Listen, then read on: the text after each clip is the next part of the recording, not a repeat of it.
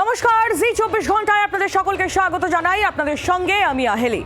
অভিষেক বন্দ্যোপাধ্যায়কে নিয়ে আজ কথা বলবো আমাদের এই স্পেশাল বুলেটিনে। কেন জানেন?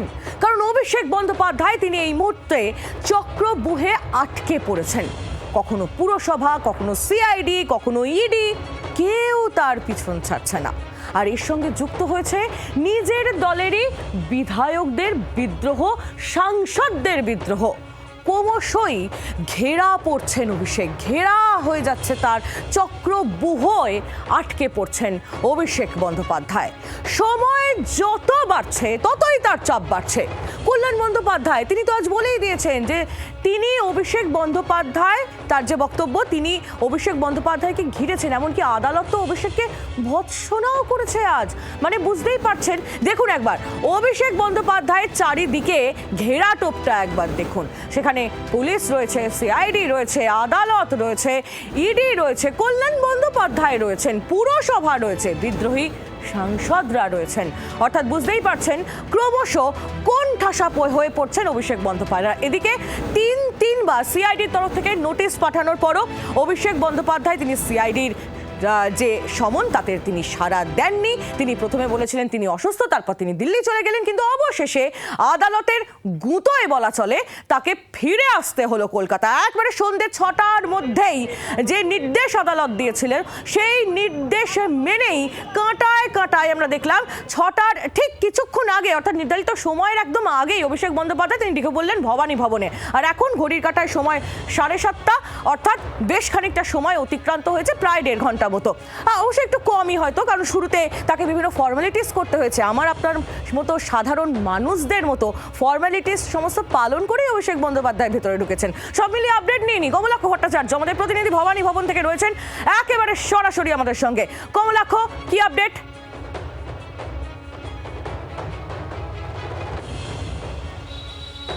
দেখো, বলা যেতে পারে নিঃসঙ্গ যুবরাজ মহাচক্রভূয়ে ফেসেছেন এবং সেখান থেকে তিনি কিভাবে বেরিয়ে আসবেন এই মুহূর্তে সেটাই কিন্তু অন্তত তৃণমূল অনুগামী বা আজকে এই যারা ভবানী ভবনের সামনে অভিষেক বন্দ্যোপাধ্যায়ের অনুগামীরা এসেছিলেন তাদের মধ্যে একটা চরম উদ্বেগ কাজ করছে।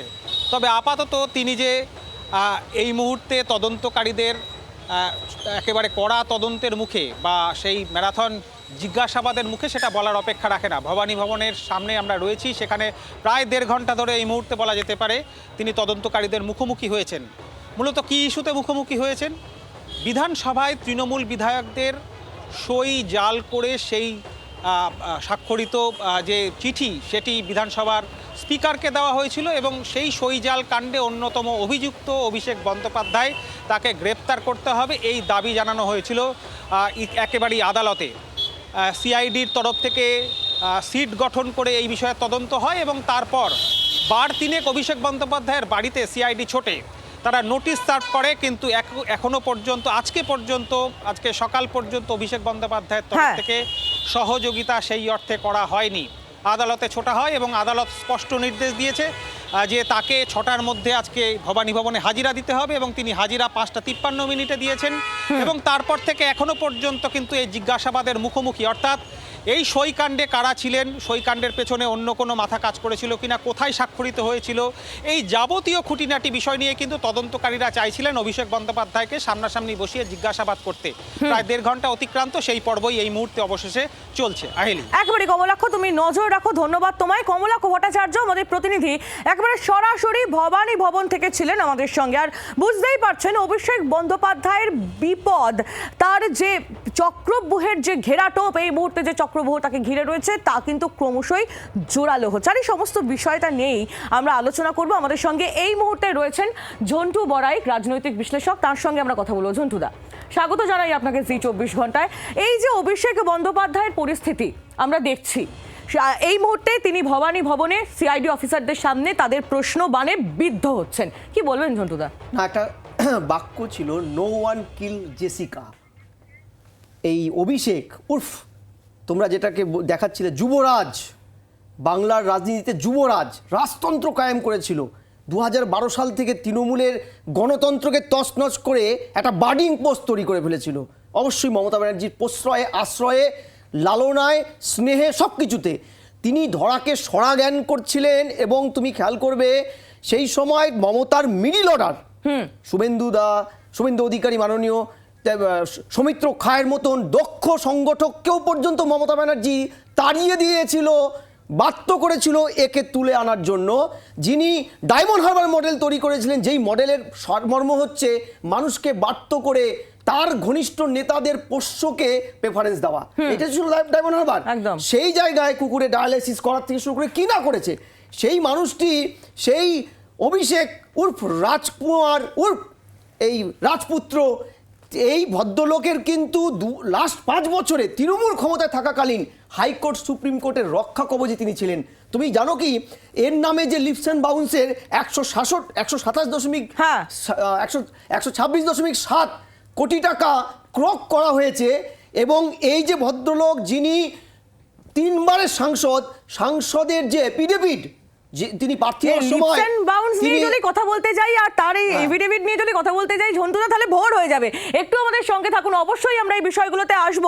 তার যে বিপদগুলো এই মুহূর্তে অভিষেক বন্দ্যোপাধ্যায়কে করে ঘিরে রেখেছে, যেমনটা এই মুহূর্তে দেখছিলেন কিছুক্ষণ আগে আপনাদের আপডেট দিলাম না সিআইডি অফিসের, আর এবার আপনাদের জানাবো আদালত আজ কি করলো। মামলা মোকদ্দমা একেবারে জেরবার হয়ে গিয়েছেন অভিষেক বন্দ্যোপাধ্যায়, তার রাতের ঘুম উড়ে গিয়েছে। তৃণমূলের যুবরাজ, যেমনটা ঝন্টুদাও একটু আগে কটাক্ষ করে বলছিল বলছিলেন যে তৃণমূলের যুবরাজের এই মুহূর্তে একেবারে বলা যেতে পারে চোখ লাল হয়ে গেছে ঘুমের। গ্রেফতারির খাঁড়া ঝুলছে অভিষেক বন্দ্যোপাধ্যায়ের মাথার উপর, আর এই পরিস্থিতিতে আদালতেও ধাক্কা খেলো ডায়মন্ড হারবারের তৃণমূলের সাংসদ। আদালত স্পষ্ট করে জানিয়ে দেয় যে সই জাল মামলায় সিআইডি অফিসে তাকে হাজিরা দিতেই হবে, এক মুহূর্ত আর সময় দেওয়া যাবে না মমতা বন্দ্যোপাধ্যায়ের ভাইপোকে। সব মিলিয়ে ক্ষমতা হারিয়ে প্রবল চাপে চিড়ে চ্যাপ্টা হয়ে যাওয়ার অবস্থা একদা প্রবল প্রতাপশালী তৃণমূলের নাম্বার 2 এর। আর এই যে নাম্বার 2 হওয়ার বিষয়টা ঝন্টুদা, যেমনটা আপনি বলছিলেন, এই যে নাম্বার 2 হওয়ার যে জার্নিটা, সেটা খুব ইন্টারেস্টিং। প্যারাশুট থেকে নেমেছেন ফার্স্ট, মানে সেকেন্ড ইন ফার্স্ট কমান্ড, মানে মুখেই তিনি ছিলেন সেকেন্ড, বাট তিনি চালনা করতেন দলটাকে। এবং লাস্ট 26-এর নির্বাচনেও তুমি যদি প্রার্থী তালিকা দেখো, তিনি কিন্তু এতটাই দোলন্দ প্রতাপ ছিলেন যে 18 সালের নির্বাচন থেকে বাংলায় মাদার ভার্সেস যুব, এই দুটো প্যারালাল এক্সিসের লড়াইটা তৃণমূলকে খান করে দিয়েছিল। তোমার কোচবিহারের নির্বাচন মনে আছে যে যুব ভার্সেস মাদার, অর্থাৎ মাদার মানে মমতাকেও তিনি টেক্কা দিতেন সংগঠনে, একটা প্যারালাল ফোর্স তৈরি করে ফেলেছিল দলের ভিতরে। শুধু তাই নয়, একের পর এক চিটিংবাজি, শব্দটা শুনতে খুব খারাপ লাগছে, একজন অধ্যাপক এই কথাটা আমি হয়তো শোভনীয় নয় সংসদীয় গণতন্ত্রে। আমি তোমাকে বলছি যে একজন এমপি 3 বারের এমপি, তিনি যখন এমপি নমিনেশন দিয়েছেন, তিনি যে একটি কোম্পানির সিও, তিনি কি ম্যানেজিয়াল মানে কোম্পানি আপনি আপনার ভাষা যেমন সংযত করছেন ঝন্টুদা, তেমন অভিষেক বন্দ্যোপাধ্যায় যদি নিজের ভাষা সংযত করতেন তাহলে হয়তো তাকে এই বিপদটাই পড়তে হতো না, যে বিপদের কথা এবার আপনাদের বলবো। আপনারা জানেন যে ভবানী ভবনে অভিষেক বন্দ্যোপাধ্যায় গিয়েছে, এবং তার আগে তার কিন্তু চাপ বেড়েছে, কারণ ওই যে ডিজে বাজানোর হুমকি দিয়েছিলেন না তৃণমূলের যুবরাজ, তার সেই ঘটনার পরিপ্রেক্ষিতে তার বিরুদ্ধে বিধাননগর সাইবার সেলে মামলা হয়েছিল, যে মামলা এবার সিআইডি নিজের হাতে নিয়ে নিয়েছে। অর্থাৎ আজ অভিষেক বন্দ্যোপাধ্যায় একটা অন্য বিষয়ে হাজিরা দিচ্ছেন ঠিকই, আরও একটি মামলা অভিষেক বন্দ্যোপাধ্যায়ের বিরুদ্ধে, তা কিন্তু ইতিমধ্যেই সিআইডির হাতে চলে গেছে, সিআইডি নিয়ে নিয়েছে। অভিষেক বন্দ্যোপাধ্যায়ের ডিজের হুমকির কথা আপনাদের মনে আছে নিশ্চয়ই, আরও কয়েকজনকে যাদের মনে নেই তাদের একটু স্মরণ করে দিই, শোনাবো সেই বক্তব্য অভিষেক বন্দ্যোপাধ্যায়ের।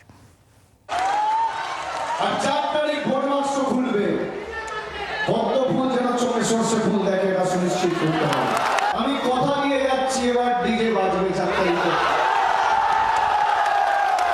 যে ভাষা এরা বোঝে সে ভাষায় জবাব দিতে আমরা জানি।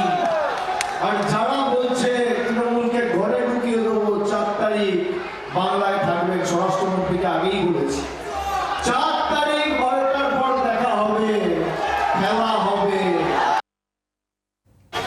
অভিষেক বন্দ্যোপাধ্যায়ের এই বক্তব্য, আর এই বক্তব্যের যে মানে বলবো একেবারে কনসিকুয়েন্সেস, তা তিনি ফেস করছেন, তাই নয় কি ঝন্টুদা? একদম। এই যে সন্ত্রাস ছড়ানো ভোটের আগে, এটা এতটাই বিএনএস এর ধারাগুলো যুক্ত আছে, এই বিএনএস এর ধারাগুলোতে আমি বলছি একটার পর একটা ধারা যুক্ত হলে অভিষেকের সাংসদ পদ বাতিল হবে, তোমাকে সাংসদ পদ বাতিল হবে।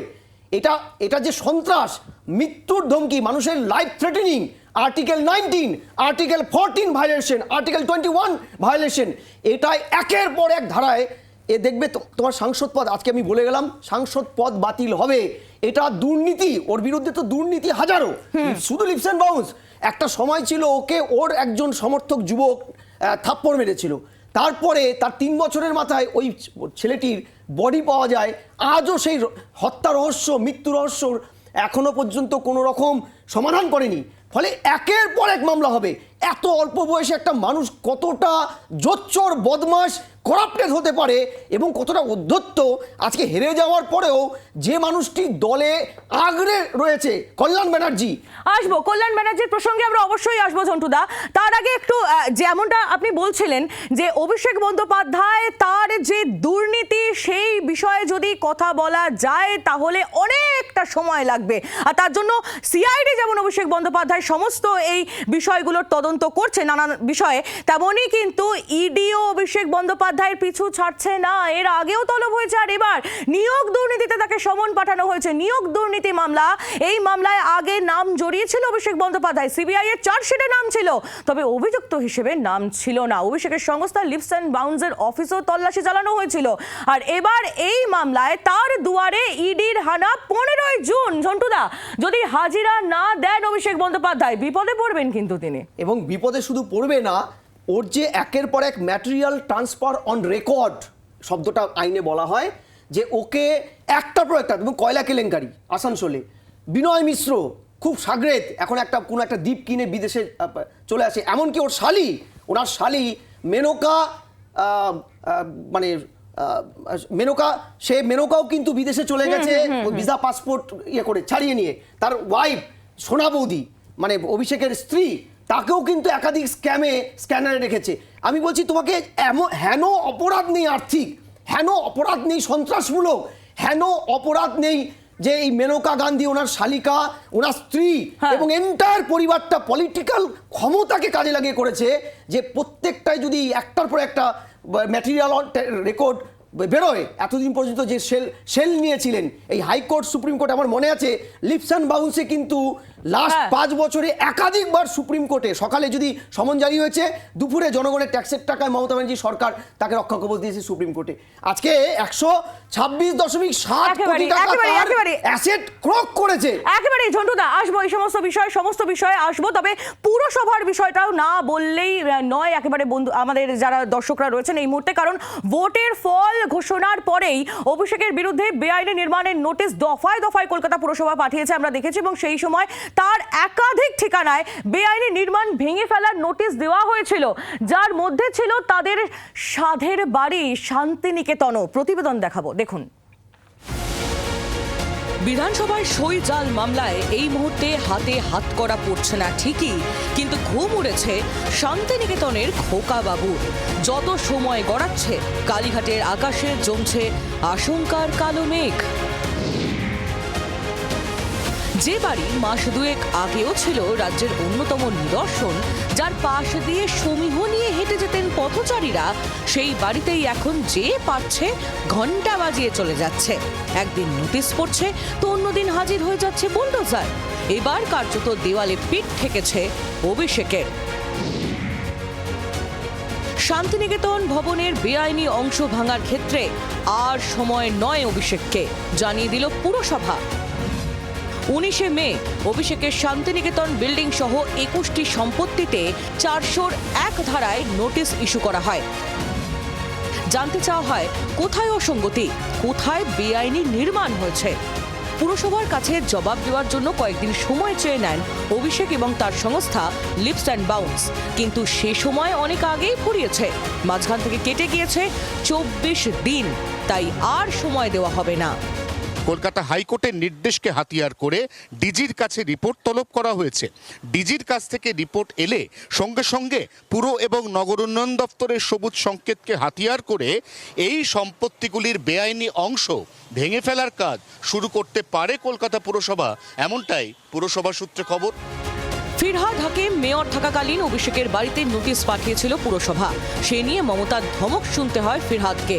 এখন ফিরহাদ মেয়র নন, তবু পুরসভার করা অবস্থান নিয়ে মন্তব্য করতে নারাজ তিনি। আপনি দীর্ঘদিন মেয়র ছিলেন, এই যে অভিষেক বন্দ্যোপাধ্যায়ের বাড়িতে নোটিশ দেওয়া হয়েছে, তারপর এতদিন আপনি পার হয়ে কেন আমায় বারবার জিজ্ঞেস করছেন? আমি কোনো কথা বলবো না। অয়ন শুধু একটু বলবেন, সেটা এক লাইনও বলা যাবে না দাদা। প্লিজ, আমি কিছু বলছি না। 26-এর ভোটে গো হারান হেরে রাজনৈতিকভাবে দেউলিয়া হয়েছেন অভিষেক। রাস্তায় বেরোলে পচা ডিম খেতে হচ্ছে তাকে। এবার মাথার ছাদটুকুও যাওয়ার উপক্রম। ক্যামেরায় অরিন্দমের সঙ্গে অয়ন ঘোষালের রিপোর্ট, জি24 ঘন্টা। কি ভাবছেন এখানেই শেষ? আরে না না, আসল বিষয়টাই তো এখন আপনাদের বলা হয়নি। গোদের উপরে বিস্ফোরা যাকে বলে, ভোটে তৃণমূলের ভরা ডুবি অভিষেককেই তার পালের গোদা মনে করছেন তারই দলের অধিকাংশ বিধায়ক এবং নেতা। অভিষেকের বিরুদ্ধে স্বেচ্ছাচারিতার অভিযোগ এনে ইতিমধ্যেই বিধানসভায় তৃণমূলকে একেবারে আড়াহাড়ি ভেঙে দিয়েছেন ঋতব্রত সন্দীপনরা। আর তারপর আমরা যেটা দেখছি যে সংসদীয় দলে যেমন ভাঙন একেবারে অব্যাহত রয়েছে, দুই কক্ষেই আমরা দেখতে পাচ্ছি, লোকসভাতেও দেখতে পাচ্ছি, আমরা রাজ্যসভাতেও দেখতে পাচ্ছি, আবার পরিষদীয় দল তাও ক্রমশ ভেঙেই চলেছে ঝন্টুদা। আর এই সমস্ত কিছুর জন্য, যেমনটা আপনিও বলছিলেন, এই সমস্ত কিছুর জন্য বেশিরভাগ যারা বিক্ষুব্ধ তৃণমূল বলে এখন নিজেকে দাবি করছে, আসল তৃণমূল বলে দাবি করছে নিজেদের, তারা তো বেশিরভাগ ক্ষেত্রে অভিষেক বন্দ্যোপাধ্যায় নামই করছে, এমনকি কল্যাণ বন্দ্যোপাধ্যায় পর্যন্ত। আমি ওই কারণেই বলছি, দলে গণতন্ত্রটাকে মমতা ব্যানার্জি তার অন্ধ অপত্য স্নেহের জন্য অভিষেককে দিয়ে মেরেছে। আজকে যারা বলছে দলে অক্সিজেন নেই, গণতন্ত্র নেই, তারা এটাকে শিকন্ডি করছে, কিন্তু অভিষেকের অত্যাচার তো 12 সাল থেকে, যে কারণে শ্রী শুভেন্দু অধিকারীকে দল ছাড়তে বাধ্য করা হয়েছে। কিন্তু এরা আজকে যারা বলছে অভিষেক দায়ী তাই আমরা দল ছাড়ছি, তারা তখন ছাড়েনি কেন? এটা একটা প্রশ্ন। দেখো, অভিষেক অগণতান্ত্রিক, অভিষেক রাজতন্ত্র চালিয়েছে, অত্যাচার করেছে, সিনিয়রদের সম্মান করেনি, আজও করে যাচ্ছে। এই দুর্দিনে কল্যাণের মতো একনিষ্ঠ দলের সেবককে পর্যন্ত অপমান করতে ছাড়েনি, কতটা উদ্ধত্ত। কিন্তু তারপরেও আমি ঋতব্রত বাবুদের উদ্দেশ্যে বলছি, তখন তো এই অত্যাচারগুলো তিনি করেছেন, আপনারা তখন কেন গর্জে ওঠেননি? কখন ক্ষমতায় ছিল বলে দলটা? এই যে একটা কিন্তু প্রশ্ন। দ্বিতীয় প্রশ্ন, যে ঋতব্রতরা কিন্তু এখনো আইনত আসল তৃণমূল, কারণ এই তৃণমূল মমতা অভিষেক বিবর্জিত তৃণমূল। আইনত 2/3 মেজরিটি নিয়ে যে দলটা বেরিয়ে যায় তাদের সদস্য নিয়ে, তারাই আইনের ভাষায় প্রতীক এবং রেজিস্ট্রেশনের দায়িত্বে। অর্থাৎ তৃণমূলের যে 1600 কোটি 1800 কোটি টাকার অ্যাসেট, ভারতবর্ষের দ্বিতীয় সবচেয়ে বড়লোক দল, এই অ্যাসেটটাও কিন্তু মমতা ব্যানার্জির হাতের থেকে বেরিয়ে যাবে একেবারে। এবং অভিষেক বন্দ্যোপাধ্যায় তার জন্য অনেক অংশেই দায়ী, এ কথার বলার অপেক্ষা রাখে না। বাংলার আওয়াজ, বাঙালির আবেগ, জি24 ঘন্টা।